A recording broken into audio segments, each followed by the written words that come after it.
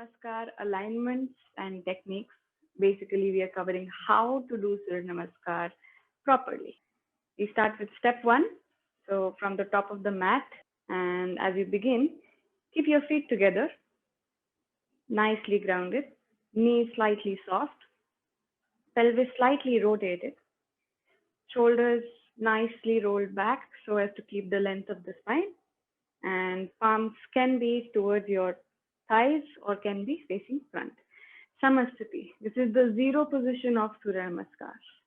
Ground yourself here, take a breath or two, and then we begin step number one, which is Namaskarasana.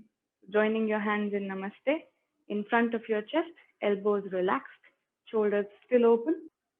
From here, the step two is bending from the knee slightly, rolling the pelvis, and taking your arms up in line with your spine.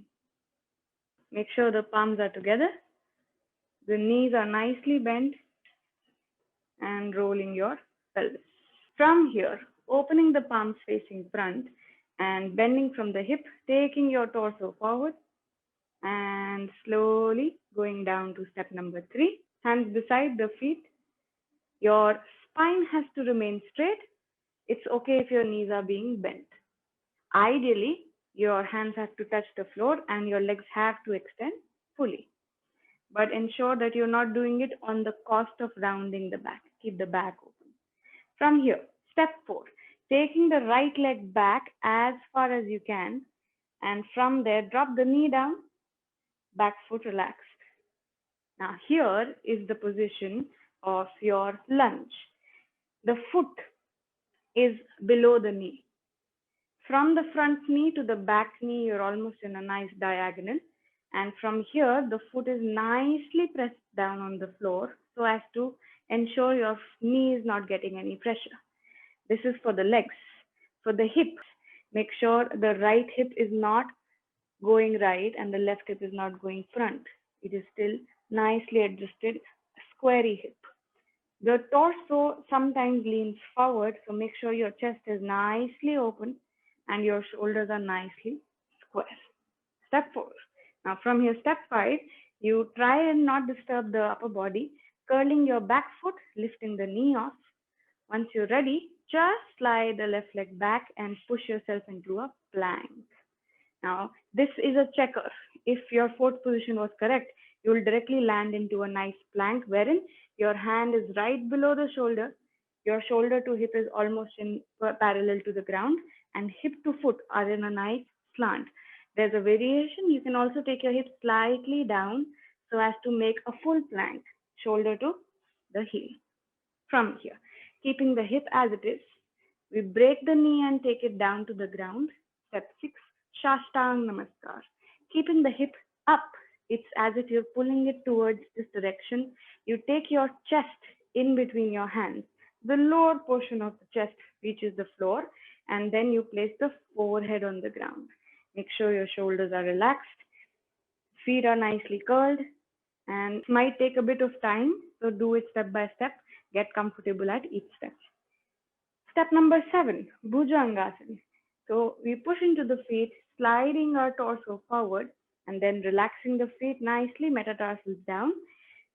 Hands are nicely tucked in, nicely pressing into the ground, and ensure to lift from the spine using the core and the back and the hip muscles without using the hands. From here, step eight, curling your feet nicely. You can keep your knees down or make them go up, depends on your strength. Pushing into your hands, lifting your torso up, and pushing your hip backwards and going into a mountain position, Bhudarasana. Ideally, your heels should be touching the ground, but if they aren't, it's completely fine. What is more important right now is to have a lengthy spine. So for that, if you even have to bend your knees slightly, do that and push your hip away from the hand. It will give you a nice length. If you are over flexible, it also might give you an arch. So make sure you're not doing that. Engage the belly and lengthen the spine.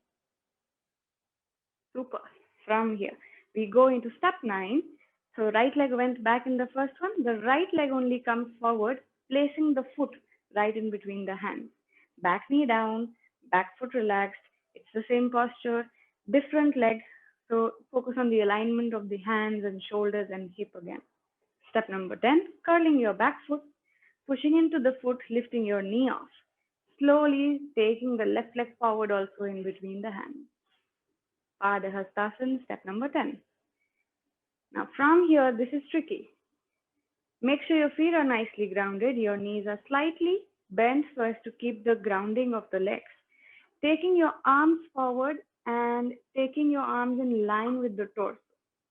So this line has to be maintained.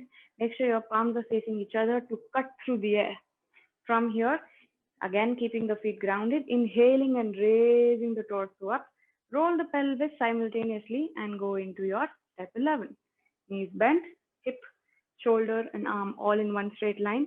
It's like the step 2, just the hands are facing each other. You can even make a namaskar mudra with your hands. Super. From here, step 12, extending your legs, bringing your hands down and slowly going to Samasthiti.